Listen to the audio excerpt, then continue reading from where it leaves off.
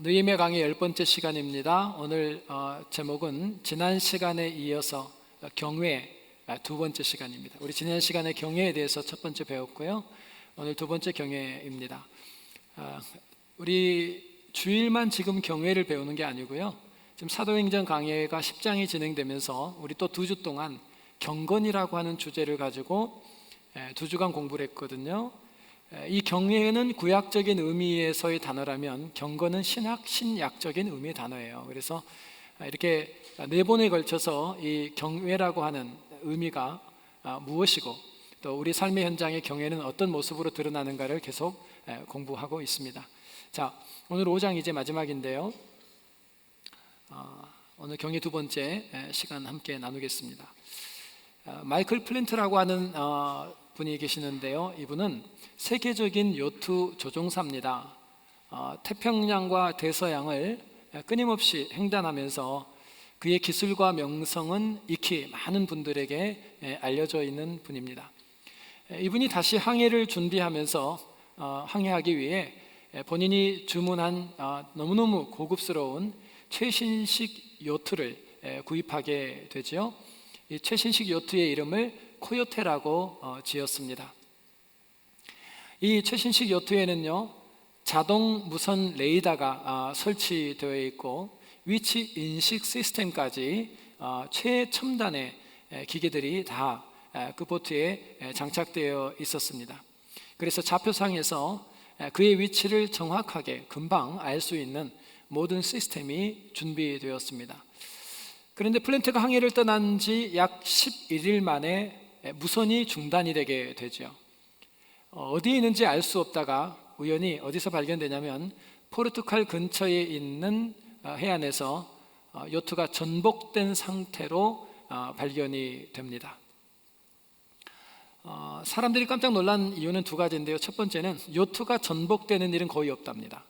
또 하나는 이 요트를 실제 조종한 사람이 바로 이 세계적인 요트 조종사였기 때문에 사람들은 충격을 받게 됐습니다.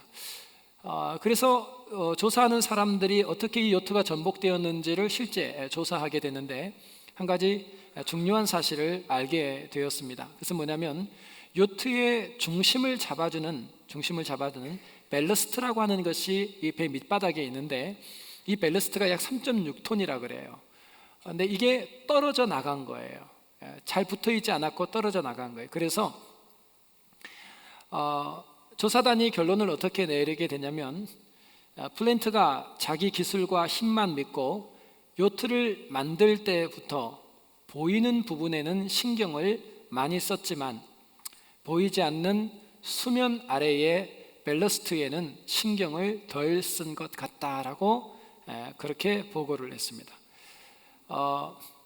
벨러스트가 있으면 없을 때에는 보통 풍랑이 없는 바다에서는 벨러스트가 큰 의미가 없을 수 있지만 만약에 바람이 강하게 불고 풍랑이 일고 태풍이 부는 바다에서는 벨러스트가 없을 경우에는 이 배가 심각하게 뒤집히고 실종당할 수 있다고 얘기합니다. 여러분, 우리 대부분의 우리 인생은 눈에 보이는 것들을 굉장히 치중해요. 그래서 우리가 시간을 쓰고 정성을 기울이고 또 돈을 투자하는 부분은 사실은 눈에 보이지 않는 내면의 부분보다는 눈에 보여지는 부분에 많이 신경을 쓰는 것이 사실입니다.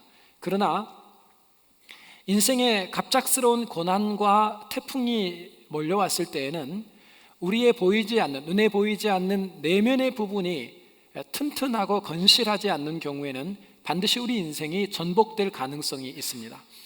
그래서 오늘 이 본문은 특별히 느헤미야가 하나님을 경외하는 사람의 눈에 보이지 않는 내면의 모습을 우리에게 던져주는 부분이에요. 하나님을 경외하는 사람, 바로 이 사람은 그의 내면 가운데 특별히 3가지의 중요한 영적인 벨러스트가 있다는 겁니다. 그래서 이 벨러스트를 가지고 있는 이 내면의 이 벨러스트를 가지고 있는 사람은 평상시에도 괜찮지만 태풍이 오거나 인생의 고난과 연단이 올 때에도 전혀 뒤집히지 않고 위치를 끊임없이 흔들릴지 모르지만 인생을 잘 잡아가면서 그 위기들을 잘 극복할 수 있다는 거죠. 그렇다면 오늘 이 본문 말씀을 통해서 우리 영적인 밸러스트는 도대체 어떤 것들이 있는지 함께 찾아보도록 하겠습니다.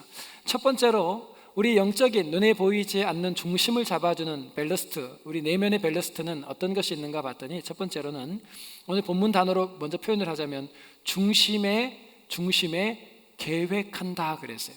중심에 계획한다. 이게 왜 첫 번째 우리 내면의 영적인 밸러스트인가? 중심에 계획한다라고 하는 이 말은 언뜻 보기에는 그냥 우리말로는 잘 다가오지가 않아요. 느헤미야의 지금 상황을 이미 알고 계시겠지만 굉장히 기근이 왔고요, 곡식이 없었습니다. 우리 지난 시간에 배웠지만 그래서 백성들이 어떻게 했냐면 자신의 집을 저당 잡히고 부유한 곡식을 가지고 있는 민장과 기빈들에게 곡식을 빌렸어요. 그리고 집을 저당 잡혔는데 집이 넘어갔어요. 그래서 먹고는 살아야 되니까 어쩔 수 없이 그 다음에 저당 잡힌 게 땅을 저당 잡혔어요. 넘어갔어요. 그래서 이제는 포도원을 저당 잡혔어요. 자신들의 소유들을 저당 잡히면서 곡식을 얻어와서 배고픈 이 배를 채우기 시작합니다. 그러다가 결국은 담보로 잡힐 것이 없어서 그들이 내놓은 게 뭐였냐면 바로 딸과 아들인 자식들을 유대인 민장들, 귀빈들에게 담보로 잡게 되죠. 그런데 그들이 외국의 이방 땅에서 더 높은 가격으로 자신의 민족의 아이들을 원한다는 것을 알고 그들을 노예로 팔아버립니다. 그래서 담보로 잡혔던 내 아이들, 내 자식들이 순식간에 다른 나라에 노예로 팔려가는 현상이 일어나면서 이 이스라엘 공동체, 느헤미야 공동체 안에 위기가 찾아와요. 외부에서 오는 위기는 위기가 아니에요. 왜냐하면 사실 외부의 위기는 내부가 하나 되어서 견실하게만 가면 외부의 위기는 얼마든지 이겨낼 수 있습니다. 그러나 외부의 위기가 없다 할지라도 내부가 하나 되어 있지 않으면 금방 그 공동체는 흔들려 버려요. 그런데 이 내부의 위기가 찾아왔을 때 느헤미야가 던진 해답이 뭐였냐면 바로 경외라는 단어예요. 우리가 하나님을 경외하면 이렇게 해야 되지 않겠느냐 하고 하나님을 경외하는 자의 삶을 던졌죠. 그 오늘 내면의 첫 번째가 뭐냐면 중심에 계획한다는 거예요. 자, 그러면 중심에 계획한다라는 말을 제가 히브리 말로 직역을 해봤더니 이것도 어려워요. 말이 왜 어렵냐면 중심에 계획하고를 히브리 말로 그대로 번역하니까 나의 마음이 나의 위를 다스렸다, 이런 말이에요. 잘 안 다가오죠. 그런데 영어 성경은 이것을 정말 쉽고 정확하게 번역을 했습니다. 영어 번역은요, RSV는 어떻게 했냐면 Counsel with myself라고 그랬어요. 그리고 NASB는요 Consulted with myself라고 그랬어요.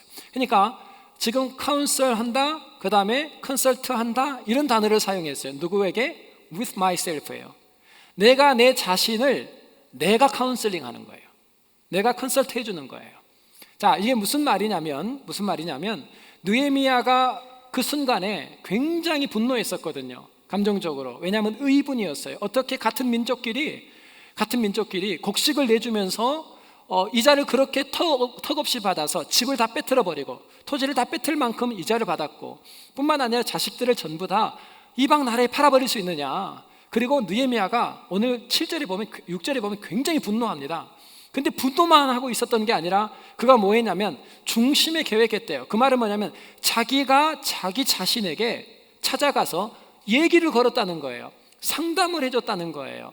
그리고 이해시키고 설득했다는 거예요. 왜 그랬을까요? 너무너무 힘들었어요, 느헤미야가.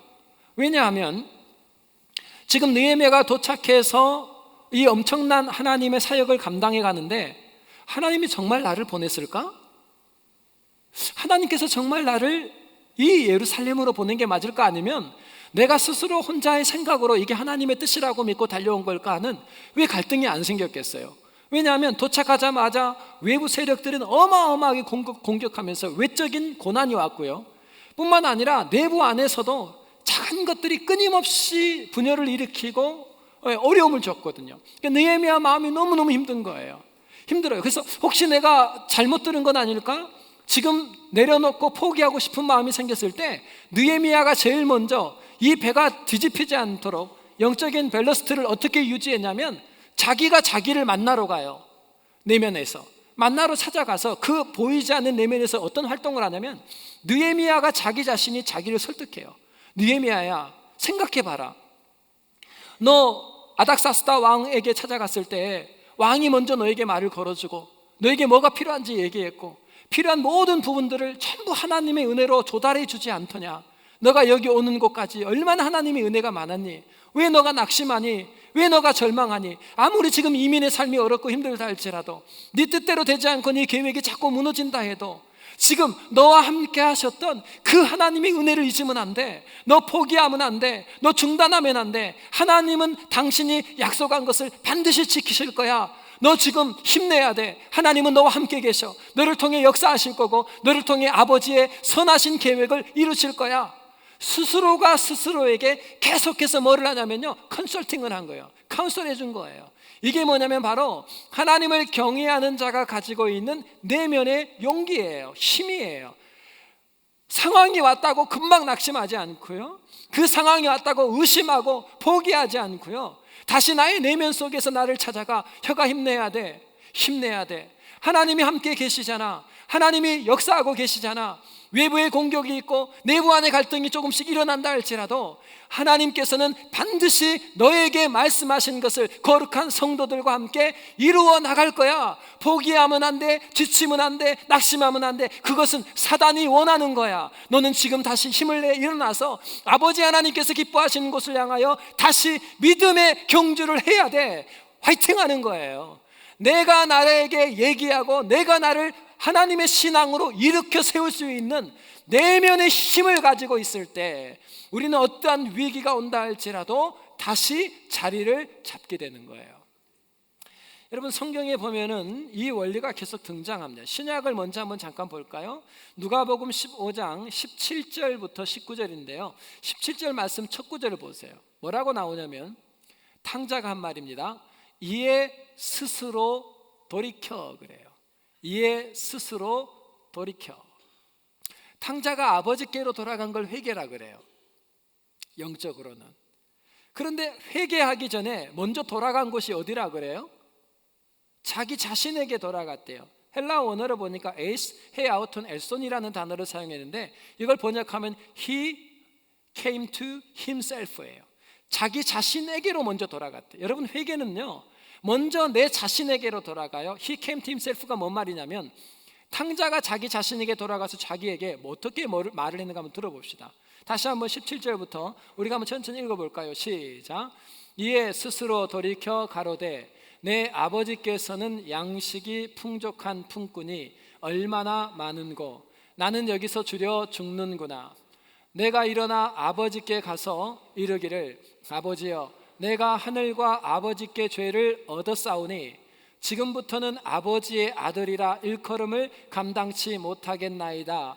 나를 품꾼의 하나로 보소서 하리라 하고. 아멘. 자, 하리라 하고는 지금 아버지께 얘기하고 있는 거예요? 아니면 탕자가 자기 자신한테 설득하고 말하고 있는 거예요? 나한테 하는 거예요. 그래서 성경이 뭐라 그랬냐면 He came to himself라는 단어를 쓴 거예요. 자기가 아버지께 돌아가기 전에 자기에게 먼저 돌아가 뭐를 했는가? 자기 자신을 카운슬했어요. 컨설팅한 거예요. 얘기해 준 거예요. 상담을 한 거예요. 너 생각해봐. 네 아버지 집에는 얼마나 품꾼이 많니? 아버지는 많은 걸 가지고 있잖아. 너 왜 여기서 굶주리고 있니? 왜 아버지 떠나서 이 고생을 하고 있니? 아버지께 가서 그냥 나를 그 품꾼의 하나로만 써달라 그래도 아버지가 너를 그렇게 하겠니? 너가 아들인데 지금 왜 여기서 굶어 죽고 굶어 죽려 있니? 내가 내 스스로에게 나를 설득한 거예요. 그래서 여러분, 회개는 아버지 하나님께로 돌아가기 전에 내가 나에게로 먼저 돌아가야 돼요.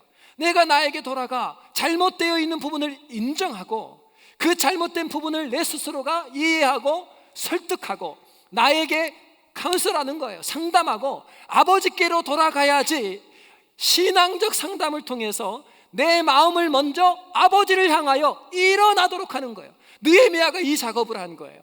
지금 어마어마한 풍랑이 내적으로 지금 공동체 안에서 일어나고 있을 때 느헤미야가 분노했다고요. 어떻게 이럴 수 있니? 같은 동족끼리. 그러고 끝내지 않고 그 흥분을 다시 가라앉혔어요. 그 의분을 내려놓고 침착하게 내가 내 마음속에 들어가 힘내야지. 왜 좌절하고 낙심하니? 그들이 여러분 어떤 일을 해도 반대는 있거든요. 누가 좀 반대한다고, 누가 좀 속상하게 한다고 귀장과 민장들이 아버지의 법도를 따라서 살지 않는다고, 왜 너가 낙심하니? 느헤미야야, 일어나야지, 다시 뛰어야지. 내가 나에게 다시 He came to himself, 나에게 돌아와 컨설한 거예요. 그래서 아버지 하나님이 기뻐하시는 방향을 향해. 여러분, 신앙생활의 가장 중요한 원리 중에 하나는 우리 안에 이 밸러스트가 있어야 돼요. 무게를 잡아주는 밸러스트, 내면에 힘이 있어야 돼요. 힘이 없으면 고난만 조금 오면요, 역시 하나님은 나와 함께 하지 않나. 하나님 너무 멀리 계신가, 하나님은 포기했나 봐, 내 인생은 이렇게 끝나나 봐. 끊임없이 내가 나에게 주는 대화가 낙심과 좌절과 원망의 대화를 하면 어떤 현상이 벌어지냐면 내 안에 있는 밸러스트가 떨어져 나가버려요. 중심이 떨어져 나가면 그 풍랑 속에서 우리는 좌초되고 말아요. 여러분, 위기가 와도 그 위기 속에서 반드시 여러분의 자신을 찾아가 하나님의 마음으로 여러분의 마음과 상담하고 설득해서 일으켜 세우셔야 돼요. 여러분, 시편 42편의 배경은 이렇습니다. 시편 42편의 배경은 고라 자손이 쓴 시라고 나와요. 근데 학자들은 거기에 다 동의 안 해요. 첫 번째 이론은 뭐냐면, 고라 자손이 바벨론으로 포로되어 가면서 예루살렘의 예배가 스탑되거든요. 예배를 드리지 못하는 서글픔 때문에 진 시라. 또 하나의 슬픔은 뭐냐면 나라를 잃어버렸던 비극적인 슬픔 때문에 진 시라고 얘기해요. 그런데 더 많은 학자들은 아니다, 이 시를 지은 사람은 다윗이다. 다윗이 압살롬의 아들에 의해서 쫓겨가거든요. 압살롬이 다윗을 찾아오는 모든 사람들을 상담해 주면서 사람들을 자기 사람으로 만들었어요. 그리고 자기 나라를 건설해요. 그때 다윗이 도망가게 되거든요. 도망갔는데 나라를 잃어버리고 자식도 잃은 거예요. 너무 마음이 아팠어요. 근데 다윗이 이 시를 썼던 이유가 뭐냐면, 예루살렘을 떠나서 도망가다 보니까 하나님의 성소에서 예배가 중단된 거예요. 그래서 예배를 그리워하면서 쓴 시다.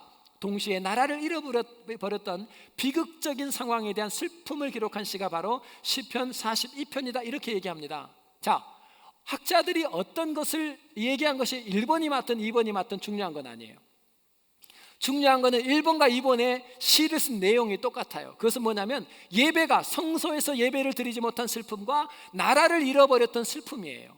이 두 가지 슬픔 때문에 진 시예요. 그 증거가 뭐냐면 시편 42편 4절에 나와요. 내가 전에 성의를 지키는 무리와 동행하여 기쁨과 찬송의 소리를 바라며 저희를 하나님의 집으로 인도하였더니 이제 이 일을 기억하고 내 마음이 상하는도다. 아멘.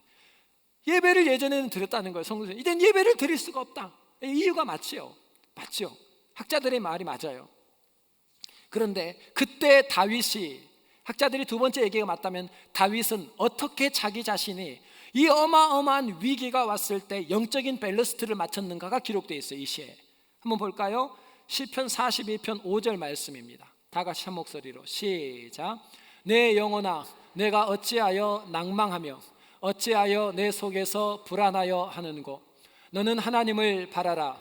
그 얼굴의 도우심을 인하여 내가 오히려 찬송하리로다. 아멘. 자, 다윗이든 고라 자손이든 상관없어요. 저자가 뭐라 그래요? 지금 누가 누구에게 하는 얘기예요? 내가 내 영혼에게, 내 영혼아 그래요. 내가 나의 영혼에게 가요. He came to himself예요. 컨설팅 하는 거예요. With myself예요. 내가 내 자신에게 찾아가서 나를 설득합니다. 혀가, 다윗아, 고라야, 왜 너 지금 낙심하니? 너 왜 절망하니? 왜 너가 그렇게 두려워하고 앉아있니? 지금 너가 바라봐야 될 것은 찾아온 고난이 아니라 지금까지 신실하게 너를 돌아봐 주셨던 그 하나님의 얼굴을 봐야 될 시간에 왜 너는 지금 일어나고 있는 사건을 주목하면서 낙심하고 좌절하고 있니? 누가 누구에게요? 내가 내 영혼을 설득합니다. 지금 영혼의 밸런스인 무게중심이 있어야 고난 속에서도 침몰되지 않는데, 그 첫 번째 원리를 다윗이 사용하는 거예요. 다윗은 자기 자신의 영혼을 향해서 얘기합니다. 네가 왜 낙심하니? 왜 염려하니? 너가 볼 때 네 자식이 그 모양이라 미래가 없어 보이지만 알잖아, 하나님께서 공부 잘한다고 그 인생을 열어주고 공부 좀 못하고 문제 일으켰다고 그 인생이 망가지더냐? 하나님 만나고 하나님의 그 길 한번 딱 쳐주면, 하나님이 열면 닫을 자가 없는 거 아니냐? 하나님이 닫으면 열자가 없는 것처럼 왜 너 자식을 바라보며 염려하니?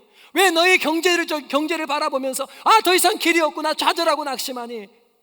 다윗은 이렇게 얘기합니다. 6절에 근거 하나를 제시해요. 내 영혼아 내 속에서 낭망함으로 내가 여단 땅과 헤르몬과 미살산에서 주를 기억하나이다. 내 영혼아 어찌하여 낭망하느냐 하면서 뭘 기억하냐면요, 요르단 땅이라고 그래요. 요르단 땅은 이스라엘 땅을 말하고요, 헤르몬은 이스라엘에서 가장 높은 산을 말하고요, 미살산이라는 것은 가장 낮은 산들을 상징하는 말이에요. 합쳐서 뭐냐면 너가 이스라엘 땅에 거할 때 너에게 베풀어 주셨던 그 하나님의 은혜를 지금 기억해야 된대요. 지금 위기지만, 어렵고 힘들지만, 정말 숨을 쉴 수 없을 만큼 괴로운 시간이라도 지금 이 시간에 내 영혼아 왜 지금 너는 낭망하고 낙심하냐? 그때 그 하나님, 좋으신 신실하신 선하신 하나님이 너와 함께 했잖아. 왜 그거는 잊어버렸니? 지금 다윗은 자기의 영혼을 이렇게 세우는 거예요. 낙심해서 지금 주저앉아 있습니다. 내가 자식을 어떻게 키웠길래 내 아들이, 이 나라는 하나님이 주신 나라인데, 하나님의 기업인데 빼앗겨버리고 낙심하며 좌절하는 자기 영혼을 향해 일어나랍니다. 왜냐하면 하나님의 선하심과 신실함을 기억하라. 누가 누구에게요? 내가 내 영혼에게. 이게 바로 영혼의 밸러스트, 무게를 잡아주는 밸러스트예요. 힘들고 어려운 시간을 지나고 계십니까? 너무너무 가슴 아프고 이렇게 되는 일이 없고 낙심이 되고 더 이상 버틸 수 없을 것 같아서 다 내려놓고 싶은 상황입니까? 오늘 하나님께서 말씀하십니다. 내가 내 영혼에게 명령하라. 여호와를 앙망하라고. 끝나지 않았다고. 그 신실하신 하나님은 약속을 반드시 지키는 하나님이라고. 너가 너의 입술로 너의 영혼에게 명령하라.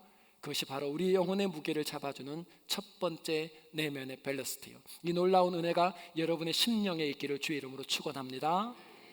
두 번째로 영혼의 무게중심을 잡아주는 밸러스트가 뭔가 하면 바로 확고한 기준이에요. 확고한 기준이에요. 기준이 명확하지 않는 사람이 갈등을 해요. 번민을 누가 하냐면 기준이 없어서 그래요. 여러분, 명확한 기준을 가지고 있으면 사건이 딱 일어나면 쉬워요. 그거 아버지 뜻 아니야. 그거 하나님 방식 아니야. 기준이 정확한 사람은요, 갈등을 하지 않습니다. 우리 갈등이 일어난다는 것은 지금 우리 중심이 흔들린다는 뜻이거든요. 중심이 흔들린다는 뜻은 뭐냐면 지금 우리 영혼의 밸러스트인 무게중심인 기준이 정확하게 선이 그어져 있지 않기 때문에 그래요. 자, 오늘 느헤미야는 그 얘기를 합니다. 7절 말씀을 잠깐 보겠습니다. 7절 제가 읽어볼게요. 중심에 계획하고 귀인과 민장을 꾸짖어 그래요. 꾸짖어. 자, 여기서 꾸짖어라고 하는 이 단어를 우리가 일반적으로 생각할 때 그냥 상대방을 이렇게 질책하는 것을 꾸짖다 그래요, 우리말로는요. 그런데 여기서 꾸짖는다라고 하는 이 헬라어 원어인 리브라고 하는 단어는 그 의미가 아니에요. 이것도 포함되어 있지만 다른 의미가 있어요. 자, 이 리브라고 하는 이 말은 바로 법적으로 고소하다, 송사하다라는 단어입니다. 소송입니다. 소송. 자, 이 단어가 그대로 쓰여진 것은 어떻게 번역을 했는가 한 절만 보겠습니다. 출애굽기 23장 2절 말씀 보겠습니다. 자, 다 같이 리브라는 단어가 어디에 쓰였는지 여러분 찾아보세요. 시작. 다수를 따라 악을 행하지 말며 송사의 다수를 따라 부정당한 증거를 하지 말며. 아멘. 여기서 리브라는 히브리 단어는 뭘까요? 예? 송사. 그러니까 영안이 열린 거죠. 한글을 보면서 히브리어가 보이는 거죠. 예, 얘기해 드렸잖아요, 묻기 전에. 리브라는 단어는 뭐다고요? 법적 소송을 걸다는 뜻이에요. 송사하다라는 뜻이에요. 자, 느헤미야는 어떻게 했냐면요, 이걸 자신의 개인적인 경험으로 민장과 기인들을 데려다가 너희들 지금 형제들을 이자를 이렇게 받는 거, 이렇게 심하게 받고 전토를 빼앗고 집을 빼앗는 거 잘못된 거야. 그리고 너희들 같은 형제끼리 어떻게 그걸 이방 땅에 팔 수 있어? 돈이 된다고. 너희 잘못한 거야 하고 나의 개인적인 경험을 얘기하게 되면 어떤 일이 벌어지냐면 성토가 일어나요. 그러면 공동체 안에 나눠지고 상처받게 돼요. 그래서 느헤미야가 선택한 두 번째 방식은 뭐냐면요, 개인적인 권면을 하지 않아요.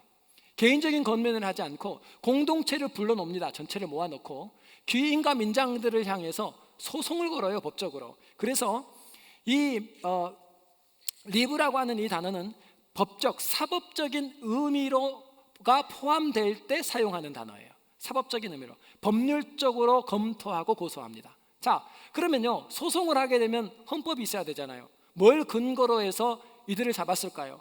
그냥 개인적인 얘기를 하게 되면 변론이 시작될 거고 또 다툼이 시작될 거니까 그 쓸데없는 얘기 안 한 거예요. 그 대신에 이들을 불러놓고 소송, 즉 다시 말해 법적인 근거로 사법적인 것들을 갖다가 소송한 거라고요. 그러면 법이 있어야 소송이 되잖아요. 그 얘기를 하는 겁니다. 자, 한번 볼까요? 도대체 그 벨레스트의 근거가 뭔가 8절과 10절 말씀을 볼 겁니다. 8절부터 먼저 보겠습니다. 다 함께 시작. 이르기를 우리는 이방인의 손에 팔린 우리 형제 유다 사람들을 우리의 힘을 다하여 속량하였거늘 너희는 너희 형제를 팔고자 하느냐? 더구나 우리의 손에 팔리게 하겠느냐 하매 저희가 잠잠하여 말이 없기로.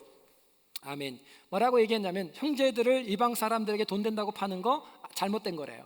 자, 이렇게 얘기한 느헤미야의 근거가 바로 레위기 25장 47절부터 9절이에요. 함께 한번 천천히 읽어봅시다. 시작.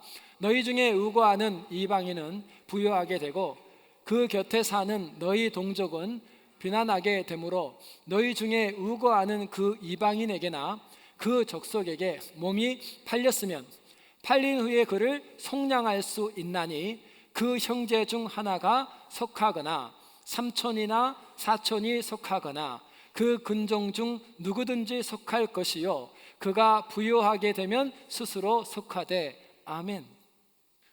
근거를 뭘로 제시했냐면요, 느헤미야가 내 경험을 얘기한 게 아니에요.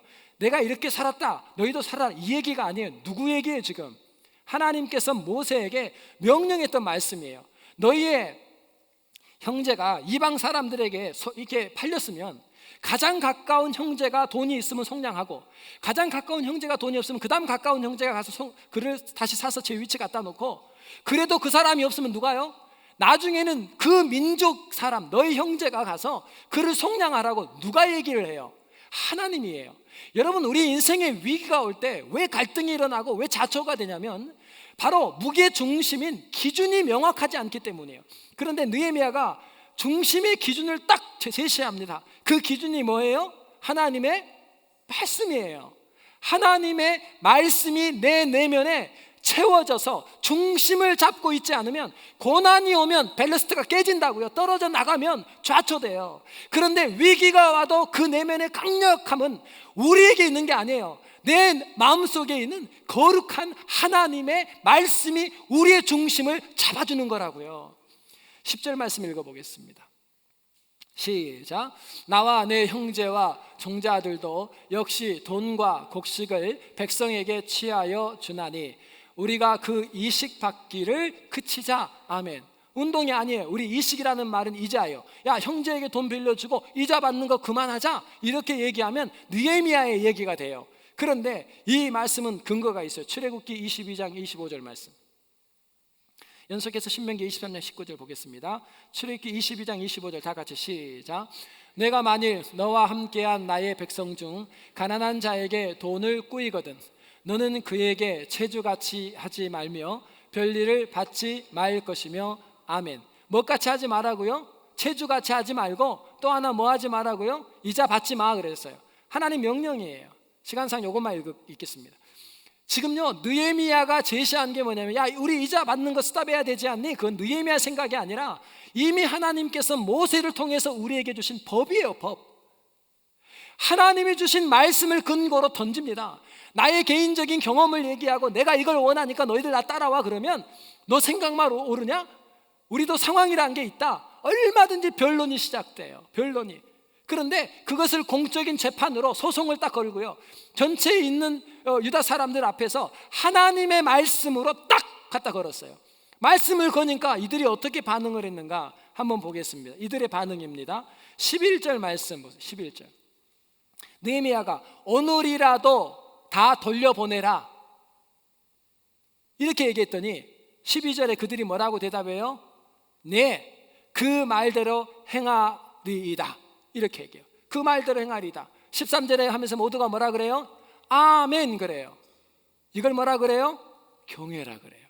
하나님을 경외해야 한다는 것은 그 심령의 중심인 하나님의 말씀이 기준이 되어 그 말씀이 요청하는 방향을 따라서 아멘 하는 것이 바로 하나님을 경외하는 자라는 거예요. 하나님을 경외하는 사람은 그의 인생에 갈등이 없는 이유가 뭐냐면 너무나 명확한 무게중심인 영적인 밸러스트인 말씀이 그의 심령에 기준을 잡고 있기에 하나님의 말씀, 나의 경험을 얘기하면 분쟁이 생길 수 있어요. 그러나 하나님의 말씀을 딱 던지니까 이 공동체는 얼마나 건강한지 몰라요. 그 말씀을 딱 받고 그 말씀을 따라 함께 아멘.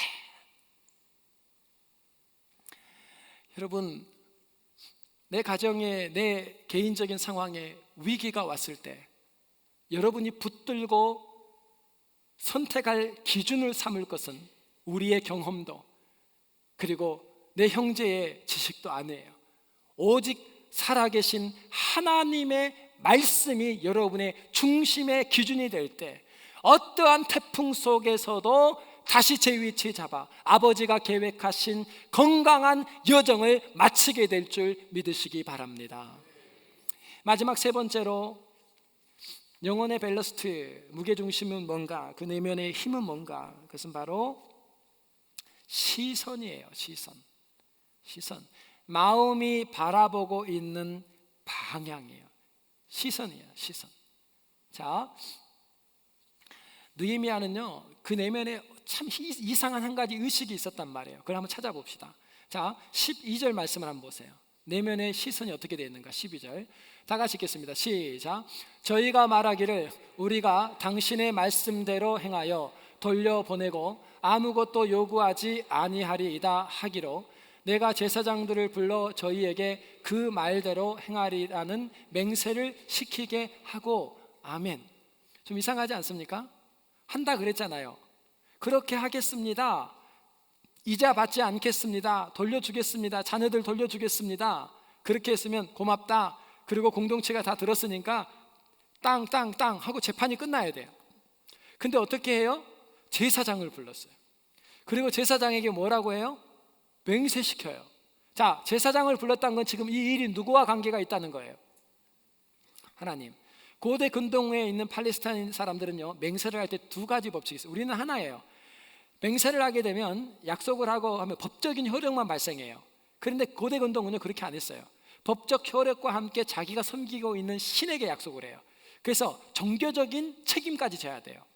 그러니까 느헤미야가 어떻게 하냐면 내가 저 사람들에게, 저 어렵고 힘들고 어려운 우리 형제들에게 이자 받지 않고 다시 돌려주고 자녀 돌려주겠습니다 했으면 되는데, 너희가 지금 이 형제에게 하는 게 아니라 제사장 불러와 하고 맹세시키면서 지금 너희가 이 형제를 보고 그들에게 선을 베푸는 게 아니라 누구를 자꾸 보라는 거예요?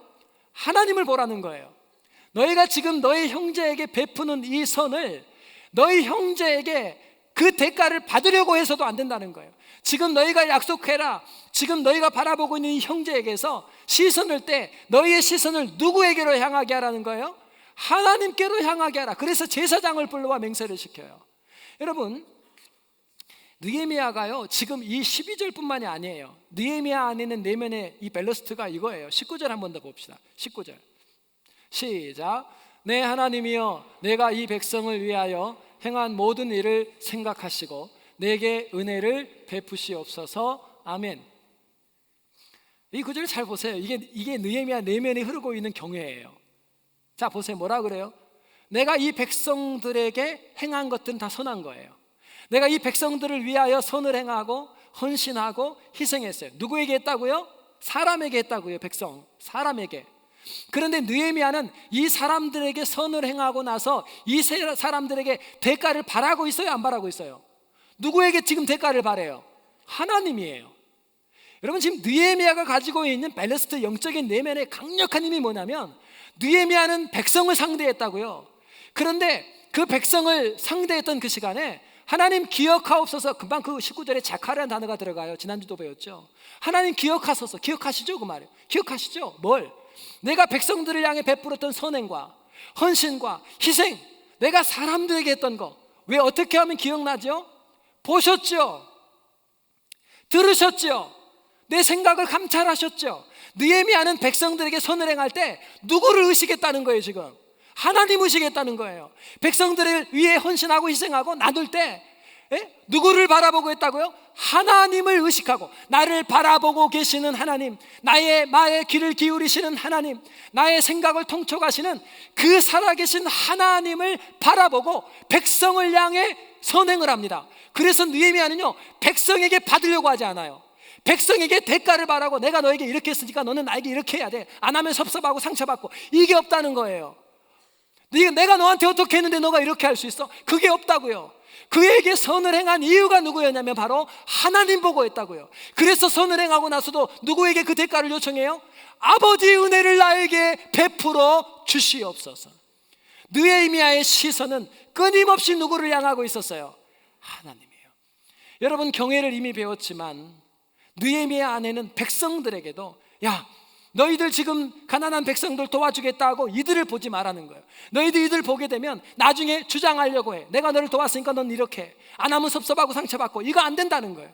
제사장을 불러놓고 귀장과 민장들에게, 귀인들에게 하늘을 바라보고 다시 말을 하고, 너희의 시선이 백성이 아닌 하나님을 바라보라고 얘기합니다. 그래서 성경은요, 뭐라고 얘기하냐면 골로새서 3장 23절 4절 보니까, 무슨 일을 하든지 마음을 다하여 주께 하듯 하고 사람에게 하듯 하지 말라. 왜요? 그 다음 절에 이게 나와요. 이는 유업의 상을 주께 받을 줄 알미니. 자, 너희가 무언가를 행할 때는 사람에게 행하는 거예요. 그때 너희 기억해라, 상은 누가 주신다고요? 하나님. 너가 무언가를 행할 때 사람 보고 있으면 안 돼. 행하는 그 사건을 보면 안 돼. 너의 시선은 오늘 바라보시며 나를 지켜보시는 그 하나님을 바라봐야 돼. 바울이 이렇게 얘기를 해요. 성경은 같은 얘기를 해요. 내 인생에 폭풍이 옵니다. 왜 무너졌을까요? 왜 넘어졌을까요? 우리의 시선이 하나님을 바라봤다면 괜찮았을 텐데, 사람을 바라보니 상처가 됐고, 사람을 바라보니 좌절이 왔고, 사람을 바라보며 섭섭했고, 모든 좌초되는 우리 인생은 진짜 바라보아야 될 하나님을 보지 않고 내가 상대하는 사람을 바라볼 때 우리는 우리도 모르는 사이에 우리 영혼의 밸러스트가 떨어져 나가버려요. 자, 금요일에 이런 얘기를 한번 해드렸죠. 역대상 13장 8절 말씀을 한번 잠깐 보면 여러분 하이라이트 된 거 보세요. 우사가 아비나답의 집에서 법궤를 예루살렘으로 가져올 때 스토리예요. 그때 다윗이 어떻게 해요? 춤을 추며 노래했어요. 그때 다윗은 누구를 봤대요? 거기 수만 명이 모여있는 군중 안 보고 누구 앞에서 했다고요? 하나님 앞에서 했대요. 하나님 앞에서. 근데 그때 우사가 법궤가 흔들리는 것처럼 보이니까 손을 댔어요. 근데 그 손을 댄 것을 그때 우리 공부했어요. 다윗 강의 때. 왜 손댔다 그랬죠? 수만 명의 인파들 앞에서 내가 그동안 관리했던 법궤를 관리자로서 손을 댔다고요. 누구를 의식했다고요? 사람들을 의식하면서 손을 대니까 하나님 어떻게 우사를요? 죽여버립니다. 죽이면서 뭐라고 얘기하냐면요, 이렇게 얘기를 해요. 자, 9절 한번 잠깐 보겠습니다. 죽이면서 10절 말씀. 우사가 손을 펴서 궤를 붙들물 인하여 여호와께서 진노하사 치심에 우사가 거기 죽으니라 이러면 돼요. 근데 성경이 뭘 강조해놔요? 하나님 앞이래요. 거기가 지금 네가 지금 서 있는 그 길가, 많은 사람들이 있는 그 사건이 일어나고 있는 그 길가가 우리 예배당 강대상도 없고 성가대도 없는데 거기가 어디라고요? 하나님 계신 곳이래요. 다윗은 하나님 앞에서 하나님을 바라보며 춤을 췄고요. 우사는 사람을 보면서 순간 으쓱하면서 손을 댔다고요. 누구를 바라보고 있느냐에 따라 저주가 오고 복이 와요. 이게 경외예요. 그래서 지금 느헤미야가 시선을 고쳐주는 거예요. 여러분, 똑같은 이 사건의 인물만 달라졌다 했죠? 금요일날 이렇게 얘기했어요. 사무엘하 6장 14절에 다윗이 여호와 앞에서 힘을 다해 춤을 췄더니 16절에 미갈이 보고 비웃었다 그랬어요. 비웃었어. 업신여겼어요. 아니, 왕이 체면이 있지 지금 뭐한 짓이냐고. 그 많은 수만 명의 백성들 앞에서 춤을 췄거든. 자, 다윗은 하나님을 봤고 미갈은 누구를 봤어요? 사람을 봤어요. 그랬더니 다윗이 뭐라고 설명을 하냐면 21절에 이렇게 말해요. 이는 여호와 앞에서 한 것이라. 내가 여호와 앞에서 뛰놀리라. 다윗의 시선은 온통 어디를 향해요? 하나님, 경외하는 자예요. 미갈은 어디를 향해요? 사람을. 그랬더니 다윗은 복을 받고 미갈은 어떻게 돼요? 그 본문 끝에 이렇게 끝나요. 미갈이 죽을 때까지 자식이 없었다라 그래요. 하나님이 미갈의 태를 닫아버려요. 저의 앙이 내려와요. 이랬던 다윗이 방금 읽었던 사무엘하 6장에서 6장 딱 내려가면 사무엘하 12장에 사건 하나가 터집니다. 밧세바라고 하는 이 여인을 자기 침실로 데려오죠. 그리고 동침해요. 하나님 앞에 죄를 짓습니다. 자, 하나님을 경외하던 다윗이 순간 6장 지났는데 엄청난 범죄를 저질렀단 말이에요. 자, 그러고 나서 하나님께 회개할 때 뭘 회복하는가 보세요. 이게 바로 밧세바 사건을 하나님 앞에 회개했던 장이에요. 시편 51편 4절 한번 봐보세요. 다 같이 시작. 내가 주께만 범죄하여 주의 목전에 악을 행하여 싸우니. 아멘. 회개할 때 뭘 다시 회복해요? 그곳이, 내 방이 아무도 없다고 생각했던 그 침실이 누가 계신 곳이었다고요? 하나님의 목전이었대요. 거기가 예배당이었대요. 거기가 하나님이 지켜보는 곳이었대요. 그걸 잃어버리는 순간 하나님 앞에서 뭔 일을 당하죠? 다윗의 자식이 죽습니다. 이 죄로. 하나님을 바라보지 않을 땐 재앙이 왔고요, 하나님을 다시 바라보며 주의 목전에서 하면서 시선을 하나님께 돌렸더니 하나님이 용서해 주시고 그의 나라를 견고케 해주셨다, 이렇게 성경이 나와요. 여러분, 오늘 이 시대에 하나님께서 누구를 세우기를 원하는가? 사건이 다가옵니다. 폭풍이 몰아쳐옵니다. 고난이 찾아오는데도 불구하고 그 시간에 오는 사건, 오는 사람을 보지 않고 오늘도 내 시선을 살아계신 아버지 하나님을 향해 고정하고 그 하나님을 주목할 때에 하나님께서 그의 무게중심이 되어주셔서 어떠한 고난 속에서도 그를 견고하게 세워주시더라. 말씀을 마무리합니다.